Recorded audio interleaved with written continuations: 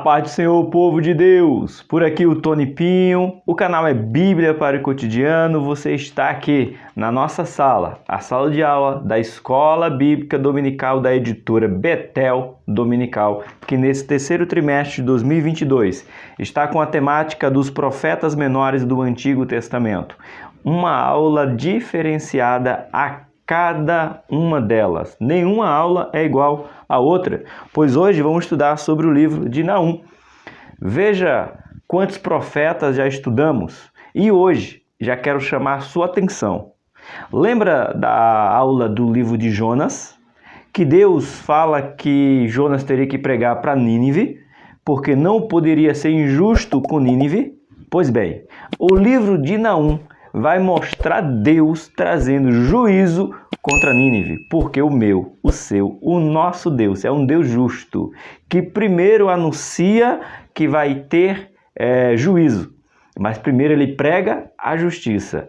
Pregou a justiça, não quis a justiça, ele vem com juízo. Esse é o livro de Naum, pregando contra Nínive e mostrando que é o próprio Deus que vai entrar com juízo. Então, pega aí a sua revista da Escola Bíblica Dominical, desse nosso terceiro trimestre, os profetas menores do Antigo Testamento, pega a sua Bíblia e vamos para mais uma aula excepcional para minha, para a sua vida. Vamos lá? Pega aí a sua revista, essa lição será a lição de número 8, que será aplicada no dia 20 de agosto. Eu estou gravando no domingo e eu já desejei para vocês um feliz Dia dos Pais. Creio que todos os pais aí sejam abençoados pela presença do Senhor, mas eu estou em pleno domingo gravando. Estou criando o hábito, irmão, de gravar no domingo antes de ir para o culto. Hoje, agora, aproximadamente 4 horas da tarde.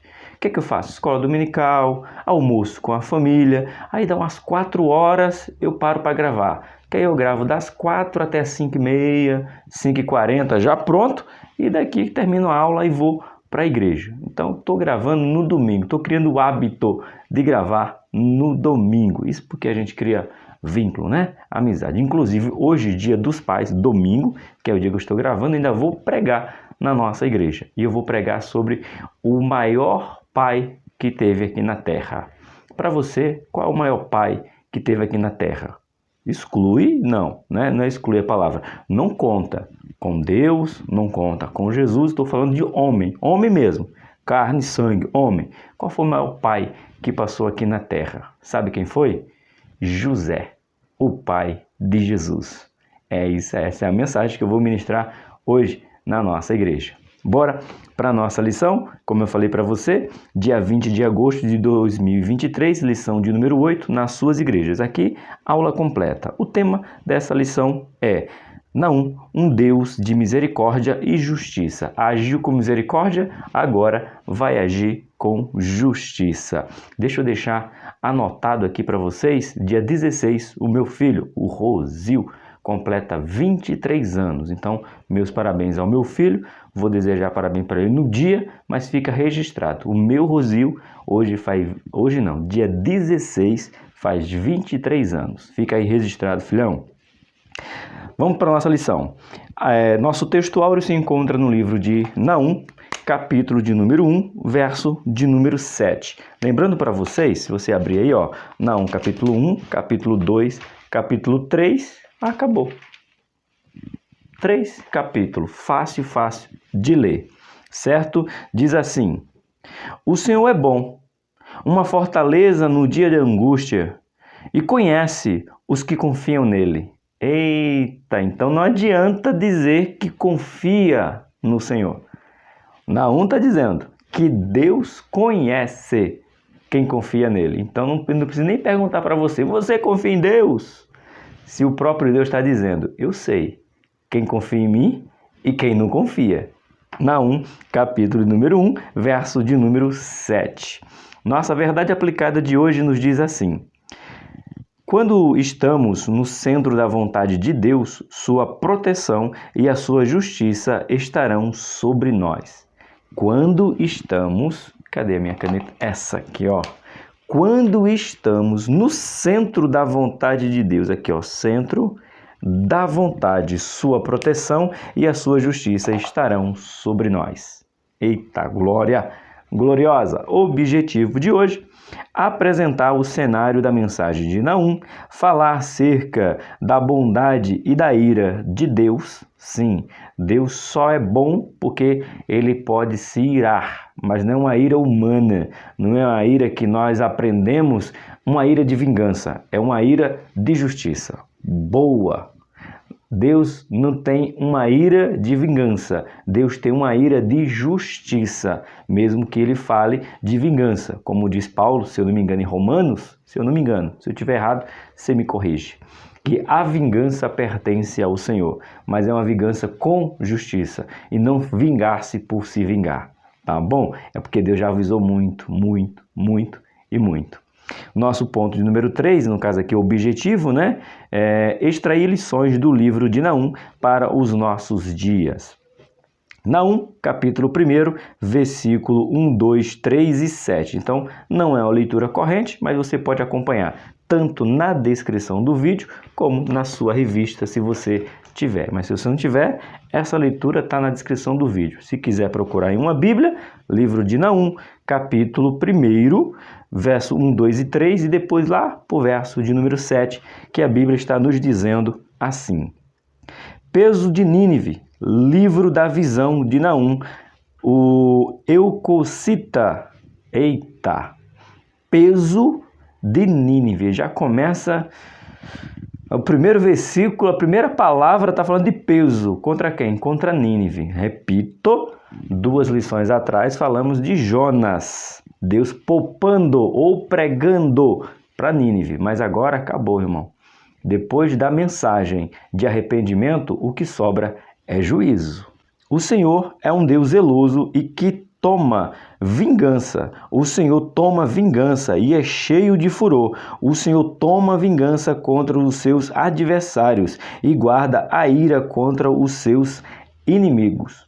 Entendeu? Porque eu falei que não é uma vingança humana, é uma vingança justa, e contra Nínive ele apresenta uma vingança justa. Por quê, professor? Porque primeiro ele apresentou a redenção, ele apresentou o arrependimento, ele apresentou a justiça. Não quiseram, sobrou apenas vingança. Eita, lembrando que não é para os dias atuais.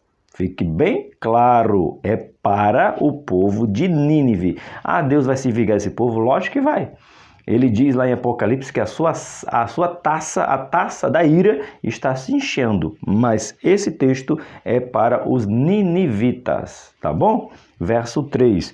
O Senhor é tardio em irar-se, mas grande em força, e ao culpado não tem por inocente. O Senhor tem o seu caminho na tormenta e na tempestade, e as nuvens são poeira dos seus pés. Irmãos, isso aqui não sei nem dizer o que, como é que eu me expresso para falar da grandeza de Deus. Vocês já prestaram atenção nisso aqui? Tem um moço na nossa igreja, ele não mora mais, na verdade, ele não está mais na nossa igreja. Ele está morando, a última vez que eu fiquei sabendo, ele está morando em Londres. O filho da irmã Cidinha, o irmão da Cris. Gente, olha, ele está morando lá em Londres e ele escreveu uma música justamente que fala isso. As nuvens são poeira dos seus pés. Você já imaginou o tamanho do teu Deus? Que está dizendo que as nuvens é a poeira dos seus pés? Que é isso, gente? Isso é livro de Naum, capítulo 1, verso 3. Agora vamos lá para o verso de número 7. O Senhor é bom, uma fortaleza no dia da angústia, conhece os que confiam nele. Então, eu não preciso temer o versículo 2, que o Senhor é vingança, o Senhor se vingará, toma vingança, vai agir com vingança, cheio de furor. Não me assusta. Por exemplo, o livro de Apocalipse não me assusta. O livro de Apocalipse é para quem vai ficar. É para quem está desobediente, é para quem está fora da vontade de Deus. Apocalipse só é uma certeza, que Deus vai vir com justiça para aqueles que não serviram a Ele. Então não tenha medo nem do Deus que se vinga e nem do livro de Apocalipse, porque não é para você, a não ser que você ainda não entregou a sua vida para Cristo, mas pode fazer isso agora, não perca tempo. Lições, na verdade, hinos sugeridos de hoje, o 12, 48 e 70. Se você sabe, louve e engrandeça o nome do Senhor. O motivo de oração que temos aqui na lição de número 8 do livro de Naum. Orem a Deus, pedindo mais confiança em sua justiça e poder. É isso mesmo, irmão. Senhor, age com justiça. Trago até o convite. Salmos, descanso da noite, todos os dias. Eu e a minha Rose, 11 horas da noite. Inclusive, hoje vamos estar ao vivo. Eu posso falar hoje sem medo de errar, porque serão 150 dias. Hoje é domingo, será o dia 24, hoje. Tá? Então eu posso falar hoje, porque se você ver na terça, na quarta, na quinta, vai ter devocional, descanso da noite, às 23 horas, eu e a minha Rose. E é isso que a gente está ensinando lá, confiança em sua justiça e poder. Vamos orar?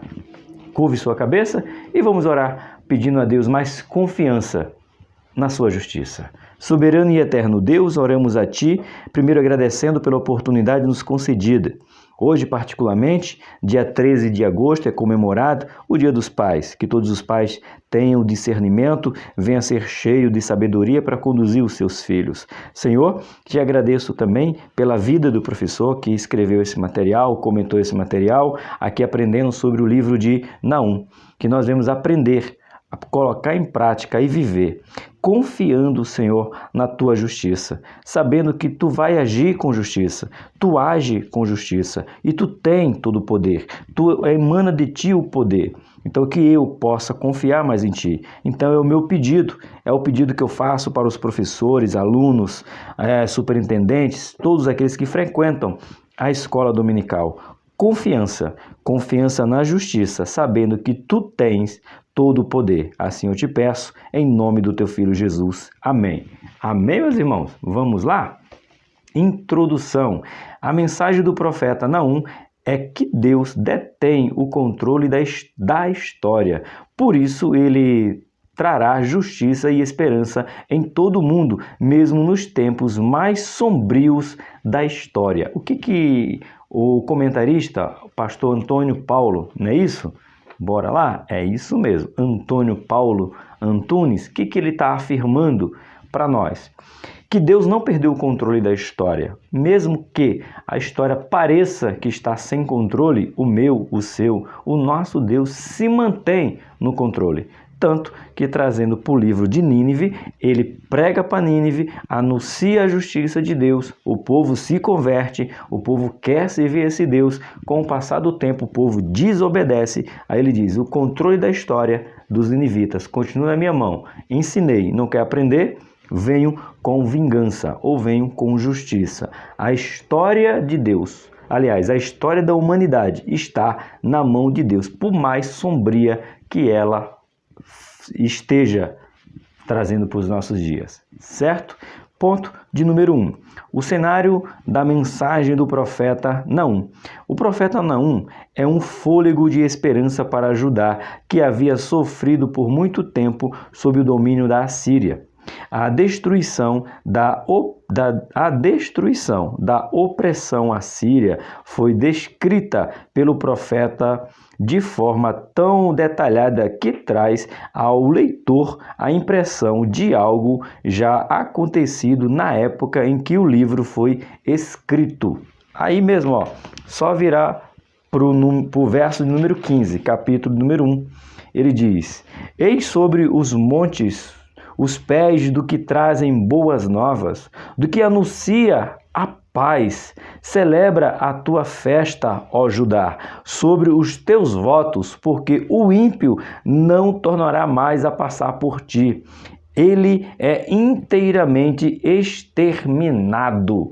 O profeta Naum, ele faz uma proclamação como se já houvesse acontecido, que é o que o nosso professor Antônio está colocando aqui, e é a pura verdade. Ele está falando como se já fosse uma realidade, porque na verdade, quando Deus profere algo, é que para Deus já aconteceu. Só falta acontecer no nosso tempo, mas no tempo de Deus já aconteceu. Lembra da história do atemporal? Deus não está no passado, Deus não está no presente e Deus não está no futuro, porque Ele não é limitado a tempo, ele está acima do tempo. Então, de onde ele está, ele vê passado, presente e futuro, porque ele não é limitado ao tempo. Então, quando o livro de Naum, capítulo 1, verso 15, nos diz: celebre, porque já foi, vocês serão vitoriosos. Está aqui, ó. Depois porque o ímpio não tornará mais a passar por ti.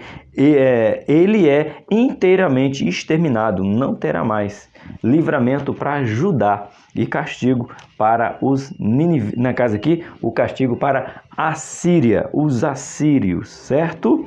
Vamos continuar? Ponto 1.1. Conhecendo um pouco mais o profeta. Se conhece pouco, alguns profetas são muito limitados de informação, mas o que importa é saber que Deus usou eles e que eles profetizaram aconteceu. É o que é a parte importante. São anônimos famosos. Como assim? Histórias famosas, mas de escritores, muitas vezes anônimo. Como eu falo, por que anônimo? Se eu tenho o nome dele, professor. Anônimo porque se sabe pouco. Quem é pai, quem é mãe, quem é irmão, onde nasceu, onde criou. Às vezes você tem pouquíssima, você tem mais inferência do que certeza. Então, às vezes, são os famosos textos, mas de escritores, às vezes, pouco conhecidos, tá bom? Apesar que eu tenho um livro ali, na verdade são dois, eu comprei uma coleçãozinha, estou olhando para ele aqui, ó. Personagens bíblicos do Antigo Testamento e do Novo Testamento. São dois livros. Eu não consultei ele, ó. Falhei, hein? Eu tenho esses dois livros, estou olhando para ele aqui e devia ter lido para ver se tem alguma informação a mais sobre o profeta Naum. Falhei. Estou de olho para os livros e não o li para ver se tem alguma informação extra sobre eles. Mas, segundo o escritor, que estudei toda a revista e li os capítulos, são informações limitadas, tá bom? Diz assim: a única informação concreta sobre o profeta Naum é o seu nome. Não mais se sabe ao seu respeito. É possível que Naum tenha sido contemporâneo do profeta Sofonias, do profeta Jeremias e também do profeta Abacuque. Seu nome significa conforto, confortados, que deriva do verbo arrepender-se. Este homem de Deus é descrito como um eucocita, ou seja, um nativo da vila de Eucus. Existem muitas teorias sobre a localização deste local, mas não foi possível descobrir sua identificação geográfica. Presume-se que ficava nas proximidades de Judá. Aí a gente lê o verso de número 12, 13 e o 15, né? Quando ele fala daqui, ó.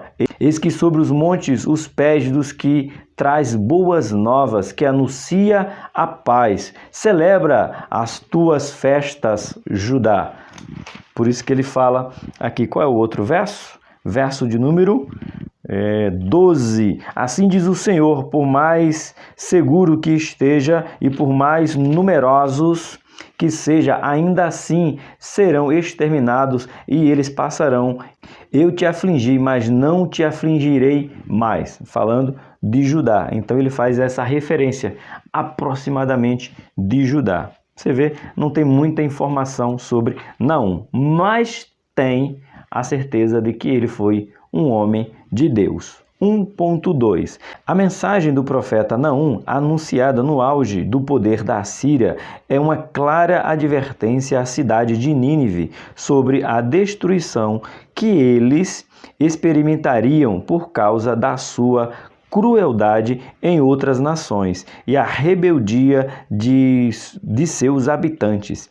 Se para os ninivitas a mensagem era de juízo e destruição, para Judá era uma mensagem de consolo e esperança sobre a intervenção de Deus em favor do seu povo. Aqui agora, Naum, capítulo de número que a gente já leu aqui, ó, o capítulo 1, o versículo 13 e 15. Eu me adiantei lendo para você. Então, quanto para um, Deus age com justiça, com o outro Deus está usando com misericórdia. Para Nínive, Deus está usando com justiça. para o povo de Judá, ele está usando com misericórdia. Então, é melhor obedecer do que sacrificar. Vamos lá? Diz o texto, os dois juntos, né? Diz assim: mas agora quebrarei o seu jugo de cima de ti e romperei os teus laços. Eis que sobre os montes os pés do que traz as boas novas, dos que anunciam a paz. Celebra as tuas festas, ó Judá, cumpre os teus votos, porque o ímpio não tornará mais a passar por ti. Ele é inteiramente exterminado. Ponto. É sensacional. Aqui tem um comentário bíblico e eu acho muito da hora. Eu estava falando isso na escola dominical presencial. Aqui o escritor, pastor Antônio, ele cita outras editoras, como a CPAD. Aqui no canal a gente tem o pastor Orandi com a CPAD, o pastor Alex com a editora Central Gospel. E eu falo da Betel. Mas aqui tem uma referência da CPAD de 2019. Olha só o que ele fala aqui na revista. Dos profetas menores, 2 ocupa-se só de Nínive, Jonas, aproximadamente 760 a.C., e Naum, mais ou menos 630 a.C. Um distante do outro, aproximadamente 130 anos de diferença de Jonas, informação importante, tá, gente? 130 anos da profecia do concerto para Nínive através de Jonas até o juízo de Deus. 130 anos, aproximadamente. A mensagem de Jonas foi de misericórdia e de Naum de destruição. Tá vendo? Tem que obedecer. Jonas predisse a destruição de Nínive, a menos que esses habitantes se convertessem. Naum previu que a punição divina chegaria anos mais tarde, muitas gerações depois do tempo de Jonas. Falando humanamente, a predição de Naum era quase impossível de ocorrer, pois Nínive era capital invencional de um império mundial. Todavia, como foi predito, a vasta nação assíria chegou à destruição completa, aproximadamente 100 anos depois que Naum profetizou. Não é porque a nação estava grande, aí cabe lá na nossa introdução, tá? Falando que Deus continua no controle da história. Então esse fato aqui, professor, é sensacional. Revista CPAD, tá? De 2019. Naum e Jonas, aproximadamente 130 anos, uma de redenção e outra de destruição. E porque a nação era grande, ela achava que o Deus, não ia agir com justiça. E agiu, não somente com justiça, mas com vingança, que é o verso de número 2 do capítulo de número 1. O nosso ponto 1.3, julgamento de Nínive. Havia um costume entre os ninivitas de levarem os ídolos das nações vencidas para a sua terra, em sinal de superioridade de seus deuses. Era um povo arrogante, pois se dizia mais poderoso do que o Deus de Israel. Será que é verdade? Será que os ninivitas chegavam a dizer isso? Aí a gente vai ter que fazer o quê, professor? Bíblia. Deixa eu marcar aqui, o livro de Naum está marcado. Deixa eu ver se eu tenho o livro de Isaías já marcado também, que é para ganhar um pouquinho de tempo. Isaías 36, aqui. Isaías 36, do 18 ao 20. 18 a 20. Não vos engane, Ezequias, dizendo: o Senhor nos livrará. Porventura, os deuses das nações livraram cada um a sua terra das mãos do rei da Assíria? Onde estão os deuses de Amatate e de Aspade? Onde estão os deuses de Sepharvaim? Porventura livraram eles a Samaria das minhas mãos? Vai até o 20, né? Agora, quais são eles dentre todos os deuses? Deuses persas, ou que livraram a sua terra das minhas mãos? Para que o Senhor livre Jerusalém das minhas mãos? Então, olha a arrogância dos assírios, dizendo: quem Deus pensa que é? Eu destruí vários deuses. Essa carta de Senaqueribe é top, né, irmão? Por acaso eu não destruí várias nações? Quem é esse Deus que vai impedir que eu haja com justiça? A Síria. Arrogância. Ninivitas arrogantes na sua fala. A Rose estava lendo para mim um texto do livro Mulheres do Reino, que fizeram um evento e disseram que para vir muitas pessoas, e o estádio tinha 20 mil pessoas, 20 mil, e a previsão era de muita chuva, e eles foram orar. Aí ele disse que uma mulher, Vida, o nome dela,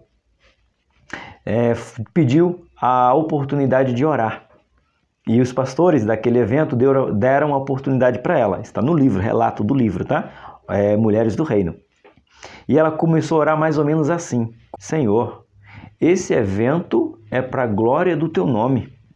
Esse estádio tem 20 mil pessoas que vieram ouvir a tua voz. E a previsão é de chuva torrencial. Se essa chuva cair, como que o teu nome vai ficar? Como que eles conhecerão a ti se tu não deixares que a gente pregue o teu nome? E disse, irmãos, está no relato, livro Mulheres do Reino, de Tony Evans, que a chuva veio e quando chegou no estádio, a chuva simplesmente se separou, choveu fora do estádio, mas não choveu dentro. E como testemunha para os que não acreditam, são somente 20 mil pessoas que estavam no estádio e viu a nuvem vindo e se dividindo e não molhando quem estava no estádio. Porque uma mulher orou pedindo a Deus que honrasse o nome dele. Sabe qual é o nosso grande problema? É que às vezes a gente quer milagre para mostrar que nós somos homens e mulheres de Deus e não mostrar para o povo quem é Deus. Aí a Rose, como é apaixonada pela história de Elias, ela diz igual a Elias: Senhor, mostra que eu sou profeta teu. Não, mostra que tu és Deus. Então a arrogância dos ninivitas foi dizer, os assírios aqui para Senaqueribe, a última parte ele fala, quais são eles dentre todos os deuses? Peças que os livre da sua terra, das minhas mãos, para que o Senhor livre a Jerusalém das minhas que afronta. Vamos orar assim: Senhor, estão zombando do teu nome. Manifesta-te hoje e mostra que há Deus no Brasil. Eita glória! Isso, vamos continuar. Contudo, Deus traria sobre eles o seu juízo e toda aquela potência que dominava o Oriente Médio iria cair. Mesmo aqueles que se julgam indestrutíveis estão sob o domínio de Deus e nada foge ao seu controle. O servo de Deus pode descansar porque Deus é o Senhor da história e no momento certo Ele agirá em favor dos seus filhos. Eita glória! Fica tranquilo. Deus não perdeu o controle. Ele continua no controle. Tenha certeza disso.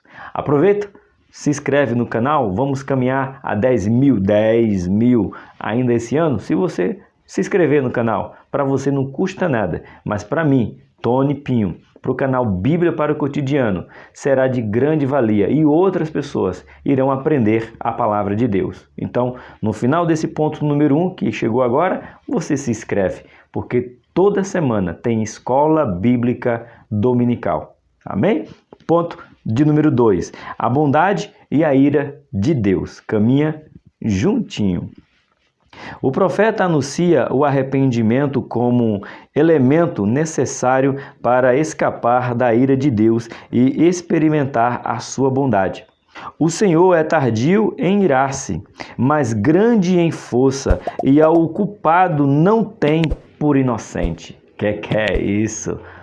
Tá culpado? Vai, Deus não vai ter por inocente. Me lembro, sabe quem?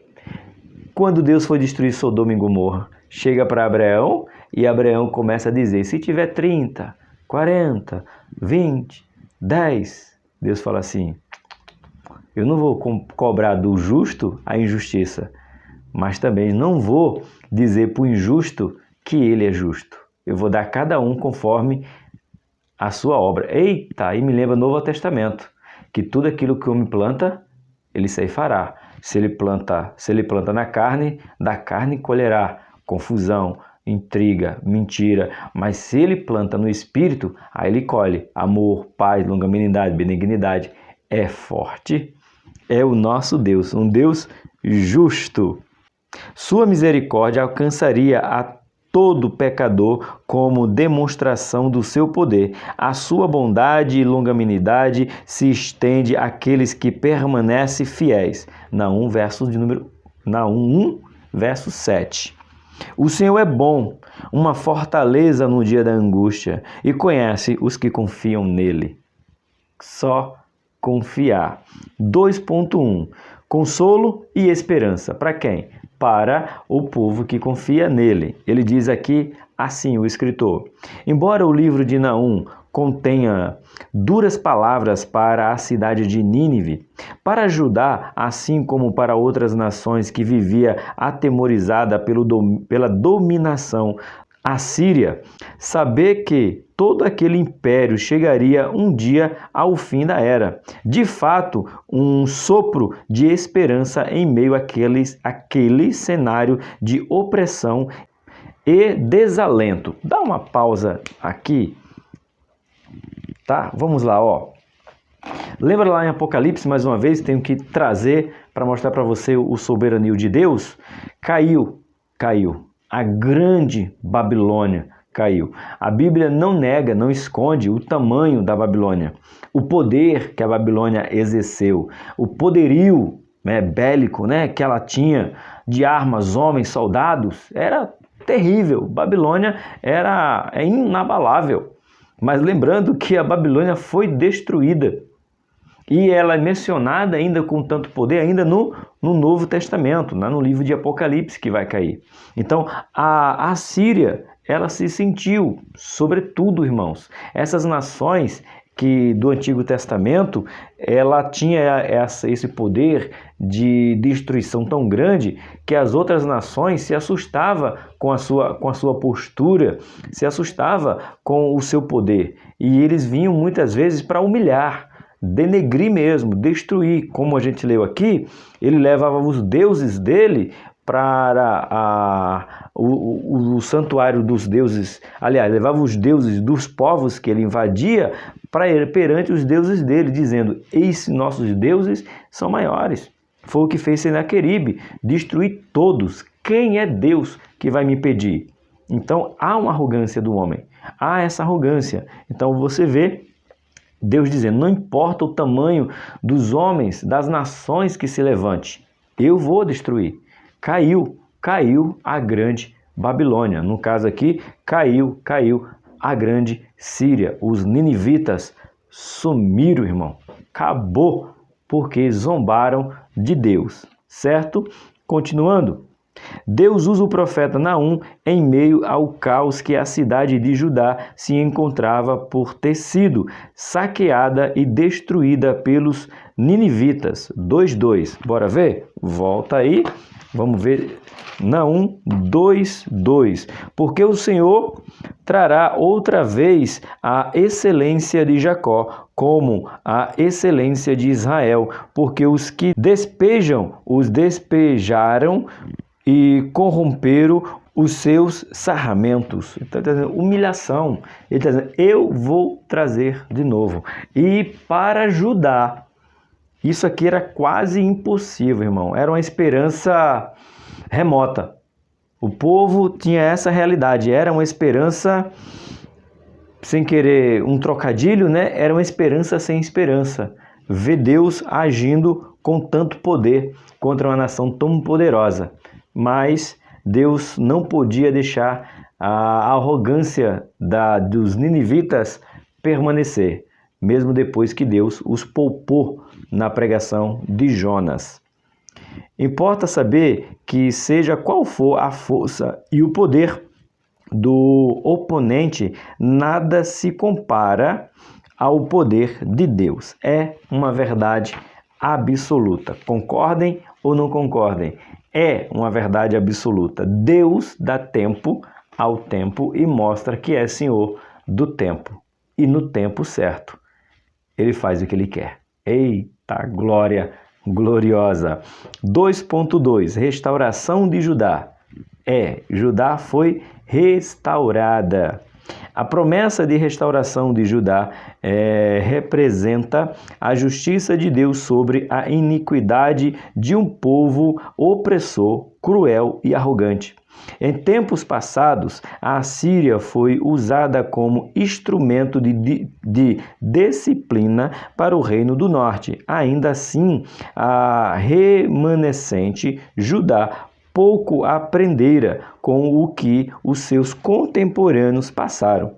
A promessa de restauração nada tinha a ver com os merecimentos do povo de Judá, mas estava baseada no caráter gracioso de Deus, em sua infinita misericórdia e sua inabalável fidelidade.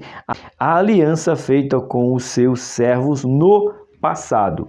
Por que Deus não deixou que Judá fosse destruída?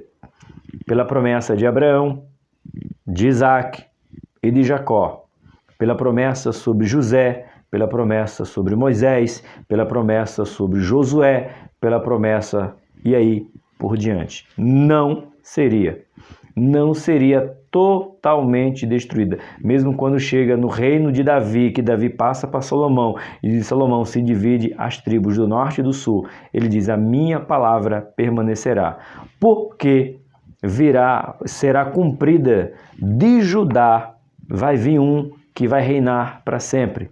Sabe aquele louvor? Você conhece? Que ruja o leão, que a terra estremeça? Lindo esse louvor.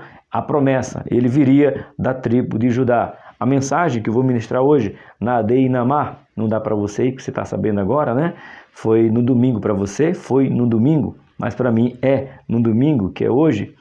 É justamente isso. José, o pai de Jesus, o padrasto de Jesus, que cuidou de Jesus aqui na terra, era o quê? Da tribo de Judá. E por isso que Jesus é chamado da tribo de Judá. Mas olha que não é filho de sangue de José, pois quem gera Jesus é o Espírito Santo. Mas veja como Deus honra quem toma como pai um filho que nasceu. Foi José. José da tribo de Judá tomou Jesus e Jesus se tornou da tribo de Judá, mesmo que o pai fosse adotado. Meu Deus, eu estou pregando aqui antes de pregar na minha igreja, Jesus. Mas essa é a verdade, que por isso que Deus não destruiu Judá, porque a promessa viria, que de Judá, da tribo de Judá, viria um. Então ele usa por amor dele. E eu gostei muito do professor aqui, tá? Não era por mérito, era por palavra de Deus. Deus cumpre, por isso que naquele grande dia a gente vai ouvir aquela mensagem linda que diz: Senhor, Senhor, então não me preguei, então não sei demônio, então não me curei. Aí Jesus falou: não foi por vocês, foi por amor de quem precisava. Eu curei, eu deixei vocês me usarem o meu nome, não é porque vocês mereciam, era porque quem estava pedindo estava precisando. Eita glória! Bora, 2.3. Dá para dar um glória aí, irmão? Dá um glória misturado com aleluia aí. A vitória de Deus. O livro do profeta Naum apresenta o julgamento de Deus sobre os ninivitas e sob a ótica humana. Sob a ótica humana, pode parecer um julgamento passional para um Deus de misericórdia e bondade. Parece? Não, só que não é. Era justo esse julgamento, tá bom? No entanto, há de se ressaltar que a conduta dos ninivitas com seus adversários era de uma barbaridade sem precedente. Além de matar, saquear, eles também usavam a tática de tortura com requintes de crueldade para infligir medo e implantar o terror em todos os povos. Eles usavam o medo dos povos para extorquir e assegurar que lhe pagassem altos impostos, sustentando assim o estilo de vida e a manutenção do seu numeroso exército. Mas tudo isso teria um fim. Deus já havia decretado isso por meio do profeta. Eis que eu estou contra ti, diz o Senhor dos Exércitos, e queimarei na fumaça os teus carros, e a espada devorará os teus leãozinhos, e arrancarei da terra a tua pressa, e não se ouvirá mais a voz dos teus mensageiros. Meu Deus!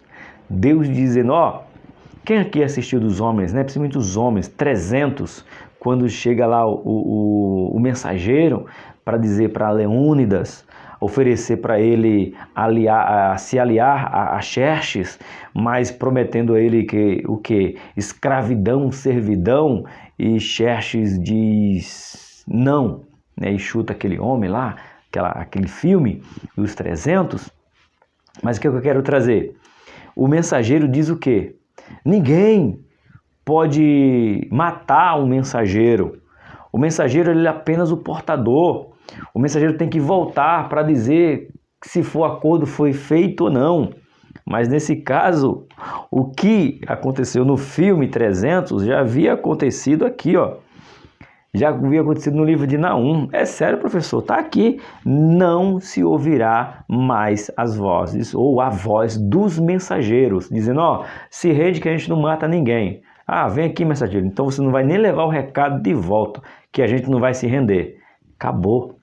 Nem mensageiro do mal vai chegar na tua casa. Nem o mensageiro do mal vai bater na tua tenda. É isso que Naum está declarando. Deus, na verdade, né? Deus está declarando. Está aqui. Não se ouvirá mais a voz dos teus mensageiros, que vai pregar opressão. Eita glória gloriosa! Você toma café com Deus todo dia de manhã? Eu, Tony Pinho, ofereço café com Deus Pai todos os dias, 7h30 da manhã. Se você ainda não me acompanha, é só acessar, clicar no sininho aí, clica no sininho, coloca todos, que aí o YouTube vai recomendar para você todos os dias. Café da manhã, café com Deus Pai. O autor, pastor Júnior Rostirola. Vamos tomar café com esse Deus? E ao contrário de que foi lá para os ninivitas, tem uma mensagem de Deus para você todos os dias, 7h30 da manhã, ao vivo, mas fica gravado. Vamos para o ponto número 3? Vamos colocar Naum para os nossos dias? Vamos lá. A ótica do livro de Naum é uma justiça de Deus e deve ser uma mensagem para todos os tempos. Muitos, embora a justiça de Deus seja incompreensível aos parâmetros humanos, é certo que ele trará juízo sobre toda a iniquidade. O Senhor não perdeu e não perderá o controle sobre os acontecimentos no tempo determinado por ele. Fará sua intervenção como tem acontecido na história em todas as épocas. Ponto. Frase: não perdeu e não perderá o controle. Provo, Apocalipse capítulo número 5. Amo esse texto. Que João diz que um anjo bradou do alto céu dizendo: quem é digno de olhar para o livro, pegar o livro, ler o livro. E João disse que o anjo declarava: ninguém, nem no céu, nem na terra e nem debaixo dela, era digno de tal. E João começa a chorar. Um anjo se aproxima de João e diz: João, não chore. Eis aí o leão da tribo de Judá. Entendeu? O leão da tribo de Judá, remanescente, promessa, o leão da tribo de Judá, que venceu. E é digno de olhar, de pegar e de ler. E quando João se vira, ele vê um cordeiro. Ponto. A ênfase é: o controle está na mão do cordeiro. O controle está na mão do leão da tribo de Judá. O controle só muda de uma mão poderosa para outra. Saiu da mão de Deus para a mão de Jesus. Mas como os dois é um só, ele está no controle de tudo. Eita glória gloriosa! É isso aí. 3.1. A justiça de Deus. A palavra do Senhor sempre irá se cumprir. Porque em verdade vos digo que até que o céu e a terra passem, nem um jota ou um tio se omitirá da lei, sem que tudo seja cumprido. Mateus 5:18. Seja palavras de bênção ou de juízo. Vai. Vai. Seja palavra de bênção, marca isso aí, porque tem uns pregadores que querem pregar, irmãos, apenas bênção. Bênção é bom? Lógico. Eu oro para ter bênção? Lógico. Eu oro para ter um equipamento melhor no canal? Lógico. Para ter minha casa própria aqui em São Paulo? Lógico. Para ter um carro? Lógico. Mas a minha vida não se baseia nisso. Minha vida se baseia em servir ao Senhor. Seja Ele com 2 devocional por dia, seja Ele uma aula por semana. Se baseia em eu oferecer a palavra de Deus para que as pessoas que andam nas trevas venham para a sua maravilhosa luz. Esse é o problema. A palavra é bem clara, seja bênção ou juízo. Vai acontecer. Se eu estiver fora da vontade de Deus, juízo. Se eu estiver dentro da vontade de Deus, bênção. Ponto. A minha vida tem que ser baseada na palavra, seja ela bênção ou seja ela juízo. Naum 2:13. É desse jeito. Continuando. Isso significa que não há ninguém tão orgulhoso e cheio de si que não seja alcançado pelo juízo de Deus. Que é isso, hein? Eu vou ler de novo. Isso significa que não há ninguém tão orgulhoso e cheio de si que não seja alcançado pelo juízo de Deus. Não importa quanto você tem. Se Deus te falar que vai chegar com juízo, acabou, irmão. Acabou os arrogantes. É isso aí. Mas também ninguém tão pecador e arrependido que não seja alcançado pela misericórdia do Senhor. Ponto. Quem pensa no maior criminoso vivo na terra? Arrependeu-se? Misericórdia. Eu não concordo, irmão. Então, quando você morrer, você pergunta para Deus. Por que Deus tem perdão para o Marcola? Para Fernandinho Beiramar? Perdão para o maníaco do parque? Perdão, seja lá para quem for o criminoso que esteja vivo. Suzana Ristoff? Quem mais? E tantos outros. Por que Deus tem perdão para eles? Por quê? Se cometeram tantas atrocidades, tantas barbaridades, e Deus tem perdão para ele. Só tem uma resposta. Simples, sem precisar se alongar, nem criar nem confusão na rede social. Você morre e pergunta para ele. Porque se ele disse que tem perdão para esses homens, se eles se arrependerem, e para essa jovem, ou para outra lá que matou o marido e cortou lá, fugiu do nhoque, fugiu o nome dela agora, tem perdão para ela também. Não, tem sim, tem. Você não concorda, irmão? Então faz o seguinte, simples, morre, pergunta para ele por quê e não precisa me contar. Porque Jesus já disse, se o morto voltar e contar, não acreditareis. Então pronto, só tem uma solução, irmão, é quando chegar lá. Só quando chegar lá. Essa é a palavra de Deus. Não adianta eu querer maquiar. Porque veja bem. Não tem, irmão. Tem misericórdia para todos aqueles pecadores que dizem eu matei, eu estuprei, eu fiz barbaridade, genocídio, carnificina. Não importa. Se arrepender, Deus tem perdão para dar. Ponto. Queira você ou não, concorde eu ou não, seja justo na minha ótica ou não, é a palavra de Deus. Não concorda? Mais uma vez, não é ofensa, é a realidade. É a única resposta que eu tenho para você. Morra e pergunte para Deus o porquê. Ponto. É assim.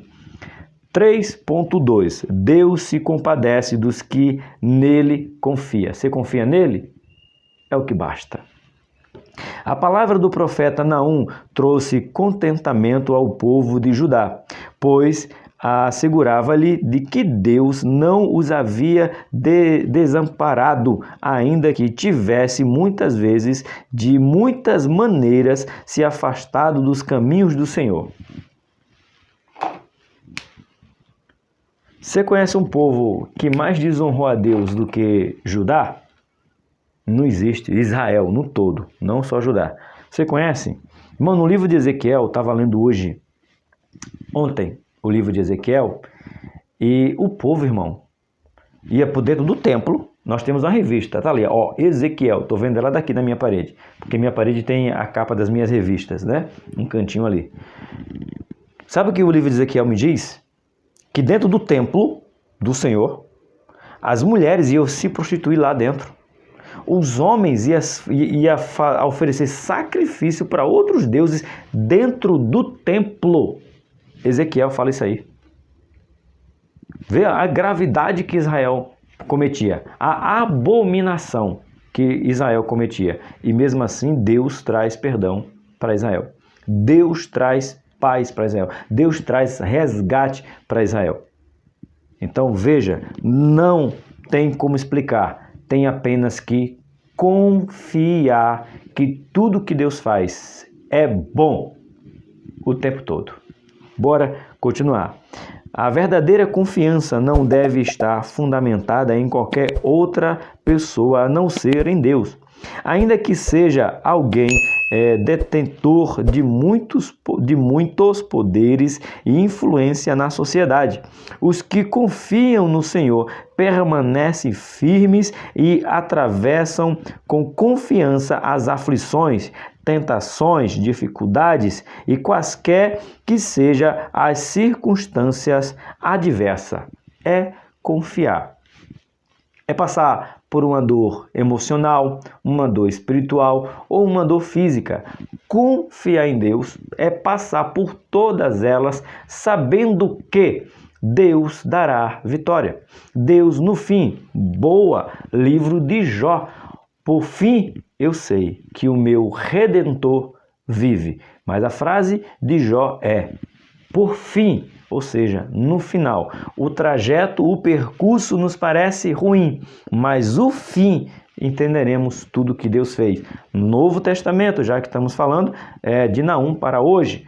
Jesus vai lavar os pés dos seus discípulos e Pedro diz: não lavarás os meus pés. Jesus questiona: Nananina não, só dá um aviso para Pedro. Pedro, se eu não te lavar, tu não tem parte comigo.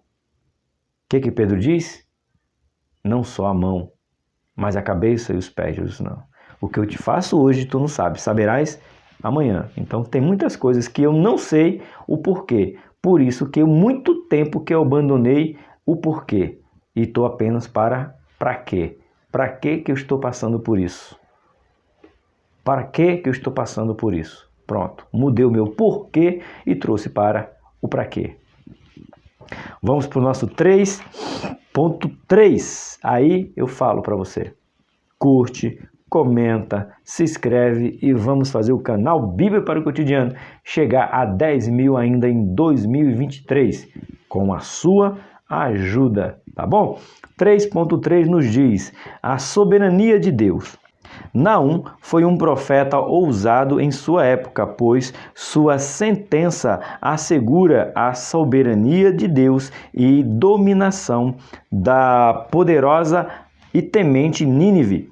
A profecia foi cumprida por meio de união de povos babilônicos e do povo medo, que contava com numerosos exércitos, derrotando assim a poderosa Assíria. Ainda que nem todas as nações invocassem ou servissem ao Senhor, a soberania de Deus se estabeleceu sobre elas também. Lembra aqui, ó, ele está dizendo que, falando de Babilônia, e Deus nos chama Nabucodonosor de meu servo? Para quê? Para trazer justiça contra Nínive? Pois é, aí veja como é que é Deus. Deus chama Nabucodonosor de servo e faz a vontade de Deus a Babilônia. Primeiro, desbancando Nínive. Segundo, trazendo juízo para o seu próprio povo. Mas Nabucodonosor se ensoberbece e diz: minhas mãos criaram tudo isso. Aí Deus, vou te mostrar quem manda no negócio. Nabucodonosor, perdão, vira aquele animal e vai pastar. Literalmente, pastar. Então, cuidado. Deus pode usar nações que não sejam cristãs para trazer justiça em seu nome ou para trazer juízo. Então, temos que confiar em Deus. Amém? Vamos para a nossa conclusão. Olha aí, já chegamos na nossa conclusão, meus irmãos, da aula de hoje. Conclusão nos diz assim, ó: devemos sempre lembrar que o amor e a misericórdia de Deus estão disponíveis e sempre alcançarão aqueles que se arrependem sinceramente dos seus pecados. É Deus que justifica os humilhados e sustenta aqueles que o amam e o servem com inteireza de coração. É o próprio Deus. Não cabe a nós discutirmos, perguntarmos, questionarmos se é ou se não é, por que é assim, irmãos. É Deus. Quando Deus quis fazer, primeiro agir com justiça contra Nínive, ele usou. Quando ele quis usar com juízo, ele usou. Porque Deus é quem determina, Deus é que faz. Então cabe a lição de Naum entender que Deus é tão grande, mas tão grandão, que Naum diz em capítulo 1, verso 3, que as nuvens são poeiras dos seus pés. E que temos que confiar nele. Aprendemos com o livro de Naum que Deus pode usar o ímpio para nos abençoar ou por trazer justiça se nós estivermos em rebeldia, porque Ele é Deus e está no controle. Que o Senhor abençoe a sua aula, que você tenha uma aula excelente na sua igreja. 20 deixa eu relembrar aqui, será no dia 20? Isso, dia 20 de agosto, uma extraordinária aula em nome de Jesus. Por aqui, o Tony Pinho, o canal é Bíblia para o Cotidiano. Eu espero você amanhã, em 2 horários, 7h30 da manhã, Café com Deus Pai, 11 horas da noite, Salmo Descanso da Noite. Que Deus te abençoe, em nome de Jesus.